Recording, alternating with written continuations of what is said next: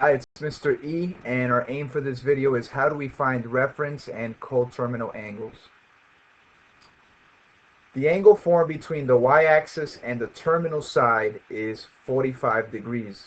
What is the measure of the angle formed by the initial side and the terminal side? Okay, so see if you could answer this warm-up question. All right, let's break this down. So it says the angle formed between the y-axis, so the y-axis is here, and the terminal side is 45 degrees. The terminal side is here. So this angle here, this acute angle here, formed by the terminal side and the y-axis is 45 degrees, according to the question. Then it asks, what is the measure of the angle formed by the initial side and the terminal side? So it wants this angle here that I marked in red. Did you find it yet? Well, if you did, you should have added 90 plus 45 to get 135 degrees. So where does the 90 come from? Well, think about it this way. The angle formed by the y-axis and the x-axis is 90 degrees. And then you got another 45 degrees here to add. That's 90 plus 45. So that means that this angle is 135 degrees. In other words, this 135 degree angle is made up of a 90 degree angle here and a 45 degree angle, and you get 135. Okay, let's go over some basic terms that you're going to need to know. The first one is standard position.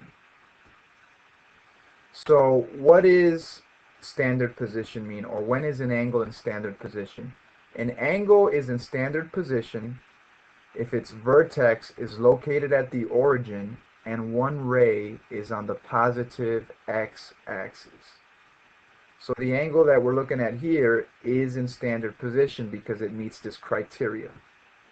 Okay, basically you're going to see that one of the rays has to be on the positive x-axis, and that's what we have here. And then the vertex has to be at the origin, so the angle is in standard position because it meets those two conditions. The initial side, you're looking at it right here, that's where you have the beginning of the angle, so to speak. And the terminal side is what you're looking at right over here. And that's where the angle ends. So it starts here and ends here.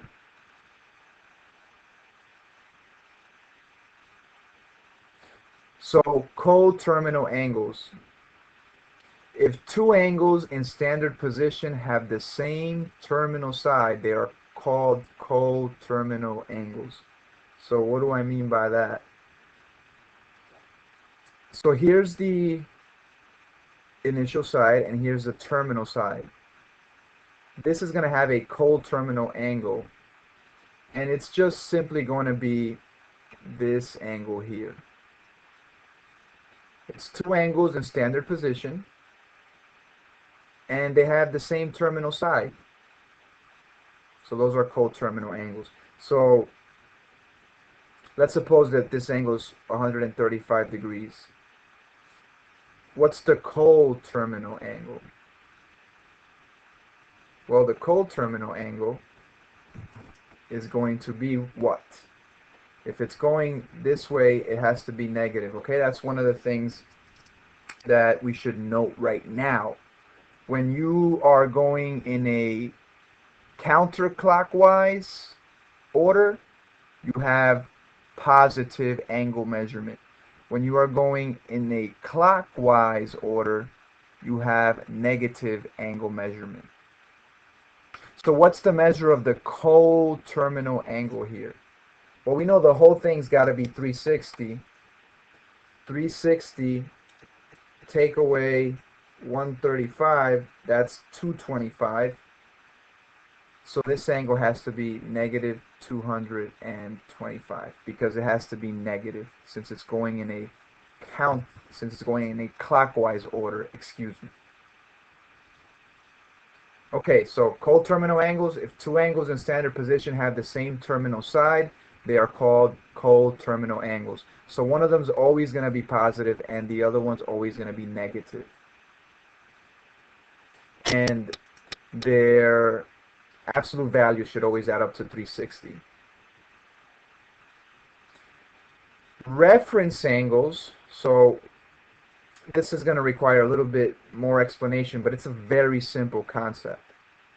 The reference angle is the acute angle formed by the terminal side of the given angle and the x-axis. So let's just cut it here for now. The reference angle is the acute angle formed by the terminal side of the given angle and the x-axis. So let's get rid of this coterminal angle for now. And let's look at this angle here that we are given. What will be the reference angle of this given angle?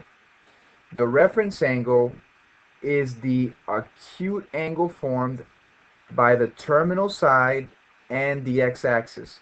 So this would be the reference angle right over here.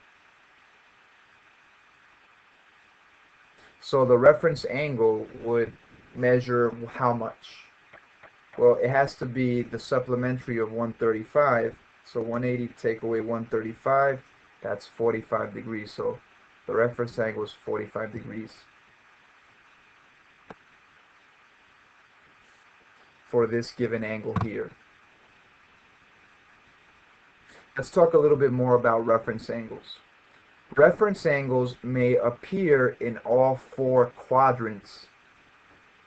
Angles in quadrant 1 are their own reference angles. So let me show you a couple of different examples. And this is from regentsprep.org. See if I can make this a little bigger. So here you're given an angle that's in quadrant 1. The initial and the terminal side are both in quadrant 1. When that happens, that angle is its own reference angle. Here, there's a different case. Here, the terminal side is in quadrant 2, which was the case here as we just looked at. So here, if you're given an angle of 120, the reference angle is going to be 60 degrees because that's the measure of the angle formed by the terminal side and the x-axis. When the terminal side is in the third quadrant, the reference angle is going to appear in the third quadrant. So you're looking at the reference angle right over here. And then we got the terminal side here in the fourth quadrant. The reference angle is going to appear in the fourth quadrant.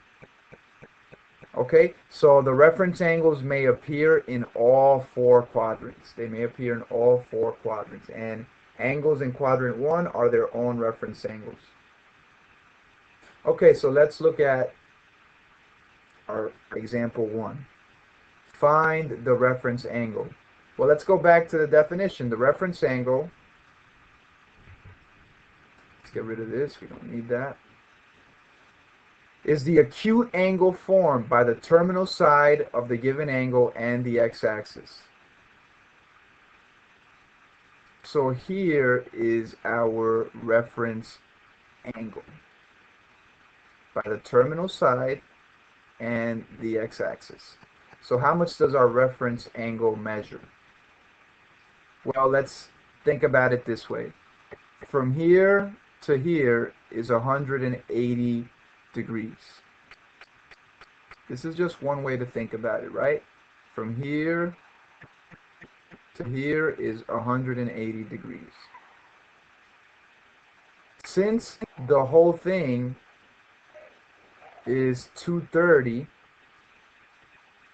I can just do 230 take away 180, and I'm going to be left with the reference angle. 230 take away 180 is 50 degrees. So the reference angle is 50 degrees. By the way, just so you know, the reference angle should always be positive. Okay? And reference angle is given as a positive number. And there's more than one way to do this. You don't have to do it the way that I did it. I hope you can think of other ways to do it. Example 2, find the coterminal angle below. So the coterminal angle has to share the same terminal side as the given angle. So this is the coterminal angle. And since the given angle is negative, we know that the coterminal has to be positive. So the whole thing is 360. So 360 subtract 140. What's that going to leave us with? That's 220. So it's 220 degrees, the coterminal angle. Okay, now here's something you can try. Find the reference angle and the coterminal angle. If you want a hint, you could keep watching. If you don't want a hint, go ahead and try it on your own. Either way, write your answer in the comment section. Okay, so here's your hint. This is the reference angle. It's the acute angle formed by the terminal side and the x-axis. So your reference angle is this angle right over here. So this is your reference angle right over here. Figure out what that is based on the given information. Okay, that's the only hint you get. I hope this video helps. Take care.